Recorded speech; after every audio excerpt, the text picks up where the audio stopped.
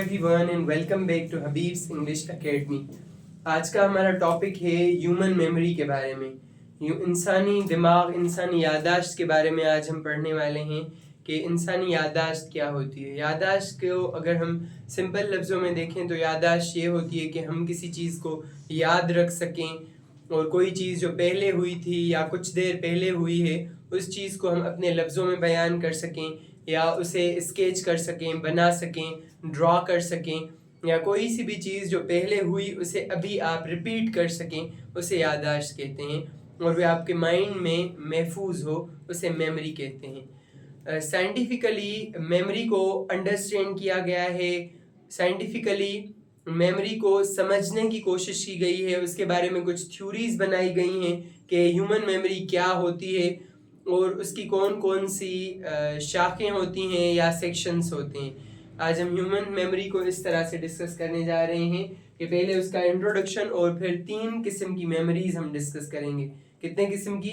3 types of memories. There are mainly 3 types of memories और वो 3 types की memories क्या होती हैं वो भी हम डिस्कस करेंगे। इसके साथ साथ मैं आपको फैज़ान मदीना का एक बहुत ही अच्छा किताब याददाश्त के हवाले से, दिमाग के हवाले से रेफ़र करना चाहूँगा, जो इस्लामिक वे में लिखा गया है, जिसको अगर आप पढ़ेंगी तो आपको मालूम होगा कि इंसानी दिमाग को तेज़ कैसे किया जाए, इंसानी दिमाग में के कौन कौन से हिस्से होते हैं और वो किस किस तरह से काम करते हैं, वो याददाश्त के मुतालिक है। Now, human memory is generally divided into 3 main types based on how information is stored and how long it lasts। इंसान की याददाश्त अक्सर तौर पर 3 अहम टाइप्स में तकसीम की जाती है, डिवाइड की जाती है ताकि पता चल सके, और वो किस बुनियाद पर? वो इस बुनियाद पर कि इंसान किस तरह से याद कर सकता है या कितना लॉन्ग याद रख सकता है किसी भी चीज़ को, वो इंसानी याददाश्त होती है। और जब हम इसे अंडरस्टैंड करेंगे, क्लासीफाई करने की कोशिश करेंगे और पढ़ेंगे कि लॉन्ग टर्म मेमोरी क्या होती है, शॉर्ट टर्म मेमोरी क्या होती है, तब हमें मालूम होगा कि कोई भी चीज़ जो हम याद कर रहे हैं वो हमारी शॉर्ट टर्म मेमोरी में जा रही है या लॉन्ग टर्म मेमोरी में जा रही है, सेंसरी मेमोरी में जा रही है या कहाँ पर। और जैसे साइंस में होता है, एक और मिसाल में दूं क्योंकि मिसालों से बेहतर स्टूडेंट समझते हैं। साइंस में जैसे होता है कि हज़ारों एनिमल्स, जानवरों को याद रखना बहुत मुश्किल हो रहा था। फिर साइंसदानों ने सोचा कि अभी इसका क्या हल निकाला जाए कि इतने सारे एनिमल्स हैं और ये बकरी है, ये भैंस है, ये डंकी है, ये एस है, ये चीता है, this is tiger, this is lion. तो इन सबको याद कैसे रखा जाए? या फिर लिविंग थिंग्स हैं जिनमें लिविंग ट्रेड्स होते हैं, ट्री वगैरह वगैरह, सबको अलग अलग से कैसे याद रखा जाए? ये तो बहुत ज़्यादा लिविंग थिंग्स हैं। फिर साइंसदानों ने एक साइंस की ब्रांच रखी। एक साइंटिस्ट ने सारे जानवरों की क्लासिफिकेशन की। बहुत सारे साइंटिस्ट हैं, बहुत सारी क्लासिफिकेशन की थ्योरीज आई पर अभी जो चल रही है उसमें 5 मेन टाइप्स हैं। अभी क्लासिफिकेशन या नाम देने का अमल जिसे टैक्सोनॉमी कहा जाता है, वो क्यों आया? वो इसलिए आया, टैक्सोनॉमी का अमल इसलिए आया क्योंकि जो भी जानवर थे उन्हें इजीली याद करना मुश्किल हो रहा था। जब उन्हें क्लासिफाई किया जाएगा कि इसमें ये होते हैं, इसमें ये होते हैं, इसमें ये होते हैं, तो फिर आसानी से याद हो जाएगा। इसी तरह से मेमोरी को भी याद करने के लिए उसे डिवाइड किया गया है। नाउ वन मोर थिंग, एक और चीज़ यहाँ पर आती है कि मिसाल के तौर पर हमें क्लास में 100 स्टूडेंट्स हैं और उन स्टूडेंट्स के नाम याद करना बहुत मुश्किल हो जाता है, पर कास्ट से, सरनेम से, उनके सेकंड नेम से इजीली वो याद हो जाते हैं। For example he Syed, he she is Brohi, etcetera, वो आसानी से याद हो जाता है। इसीलिए साइंसदानों ने मेमोरी को भी चेंज करके रखा है, सामने पेश किया है कि अगर आप इसकी टाइप्स समझेंगे तो आपको मालूम होगा कि कौन सी मेमोरी में आपकी कौन सी इंफॉर्मेशन जा रही है।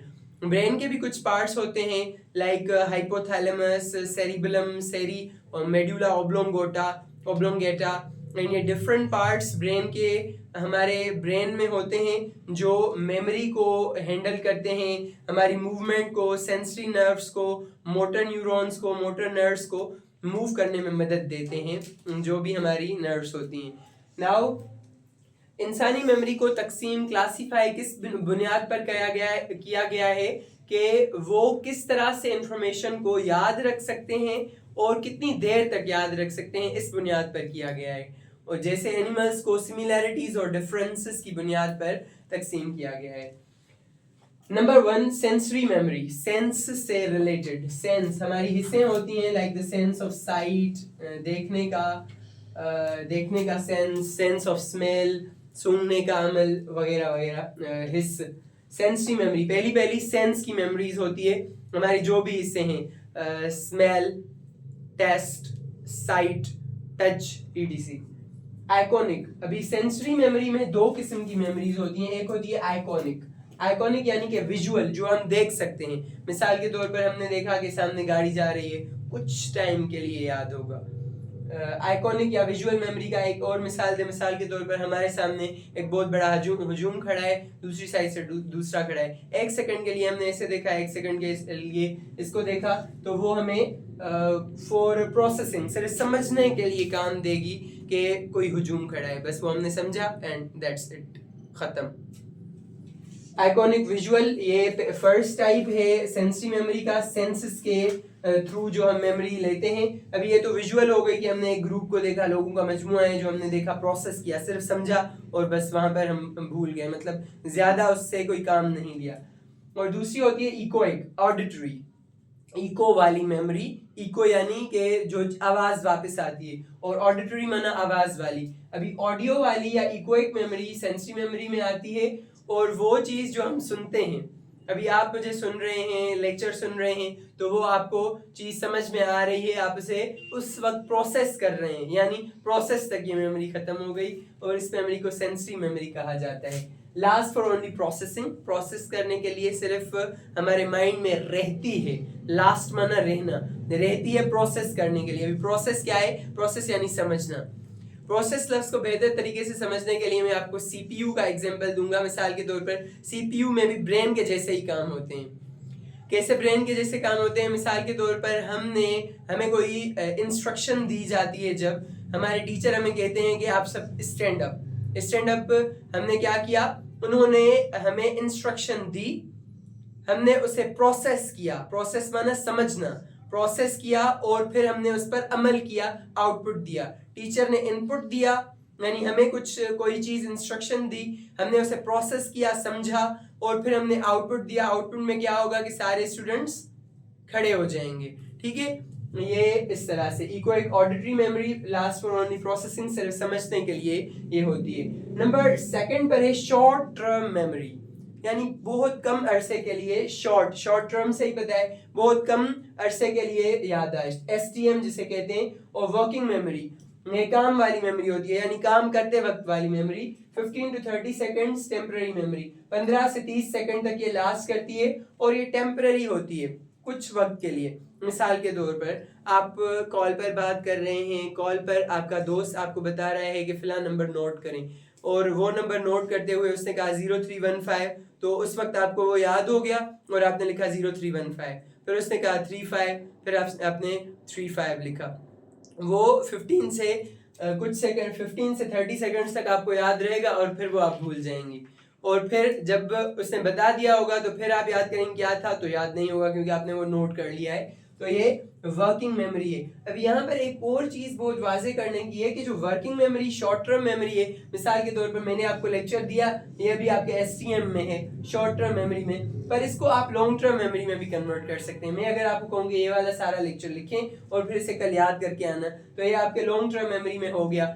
फिर लॉन्ग टर्म मेमोरी में अगर आ गया तो आप आकर यहाँ पर मुझे बताएंगे कि सर ये पूरी डिटेल्स इस तरह से हैं कि introduction, human memory is generally divided into 3 main types based on how information is stored and how it lasts. Number 1, sensory memory, iconic, visual and echoic. Auditory lasts only for processing. Number 2, short-term memory, SCM, working memory, 15 to 30 seconds, temporary memory. Number 3, long-term memory, conscious memory. अभी ये आपने याद कर लिया। पहले short term थी, यानी कि आप सिर्फ समझ रहे थे, और वर्किंग मेमोरी थी, जब आप काम कर रहे थे तो उस वक्त आपको समझ आ रही थी, और फिर जब आपने याद किया तो वो चेंज हो गया लॉन्ग टर्म मेमोरी में।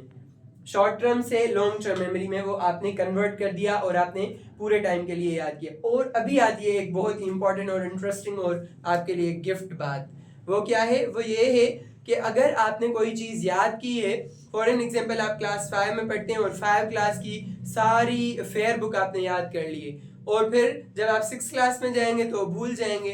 ये लॉन्ग टर्म मेमोरी में आपने सेव तो करवाया, पर अगर आप उस चीज को रिपीट नहीं करेंगे तो फिर आपका वो लॉन्ग टर्म मेमोरी से शॉर्ट टर्म मेमोरी में कन्वर्ट हो जाएगा और फिर आप मुकम्मल तौर पर भूल जाएंगे। इस प्रॉब्लम को हल करने के लिए माहिरीन ने स्टडी की टिप्स दी हैं और उनमें से एक ये है कि आप एक टेक्निक इस्तेमाल करें पढ़ने की, जिस टेक्निक में आप एक चीज को पढ़ें एक मरतबा, पढ़ने के बाद 15 मिनट के लिए उसे छोड़ दें और कोई भी दूसरा काम करें और फिर 15 मिनट के बाद उसे पढ़ें और फिर एक हफ्ते के बाद उसे रिवाइज करते रहें। तो जो भी आपने चीज याद की होगी वो आपको मुकम्मल तौर पर याद हो जाएगी, यानी short term strong long term memory में आपका महफूज हो जाएगा।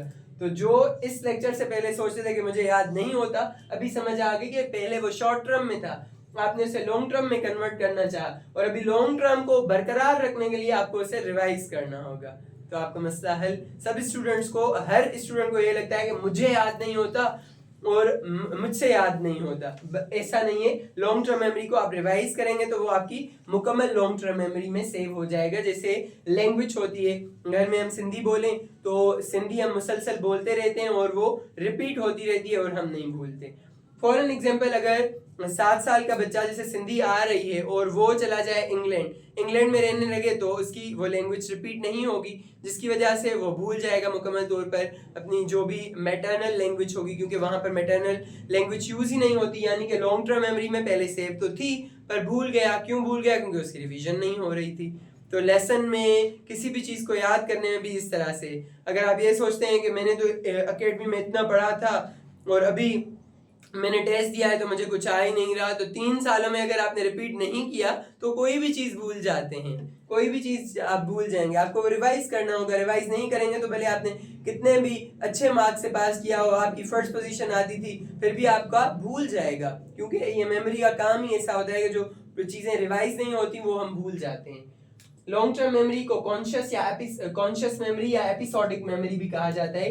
बहुत बड़े वक्त तक याद होती है और कॉन्शियस यानी हम खुद वो चीज करते हैं, कॉन्शियस होती है। हमने ये याद किया तो हमने खुद मेहनत लगाई, वर्ड्स याद किए तो हमने खुद डेली के इंग्लिश के वर्ड्स जो ग्रुप में भेजे जाते हैं वो आपने याद किए, तो फिर आपने वो खुद याद किए।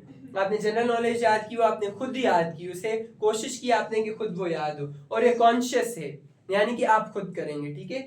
और एपिसोडिक, इसमें 2 टाइप्स होते हैं। एक होती है episodic memory long term memory में, जैसे पर्सनल एक्सपीरियंसेस आपको याद होते हैं, मेरी बर्थडे पार्टी कैसी थी आपको मुकम्मल तौर पर याद रहेगा, how was my wedding function, how was my cousins wedding function, मेरे साथ कौन कौन सी चीजें बुरी हुई, ये एपिसोडिक मेमोरी है। और दूसरी है semantic memory, that's very important, जो हमसे रिलेट करती है। सिमेंटिक मेमोरी में क्या होता है? फैक्ट्स और जनरल नॉलेज, आपने फैक्ट्स याद किए, आपने वर्ड्स की मीनिंग याद की, आपने जनरल नॉलेज याद की, तो ये आपको मुकम्मल तौर पर अच्छे तरीके से याद हो जाएगा। तो ये था आज का हमारा lecture, types of human memory, जिसमें हमने बहुत अच्छे तरीके से, बहुत अच्छी डिटेल के साथ sensory memory, short term memory, long term memory और मेमोरी का इंट्रोडक्शन सीखा और बहुत सारी अच्छी अच्छी बातें सीखी। इन बातों को ज़्यादा से ज़्यादा स्प्रेड करें अपने दोस्तों, अपने फ्रेंड्स, अपनी सिस्टर्स, कजन्स और फैमिली और कम्युनिटी में जाकर शेयर करें और इल्म बढ़ाएं। Thank you so much.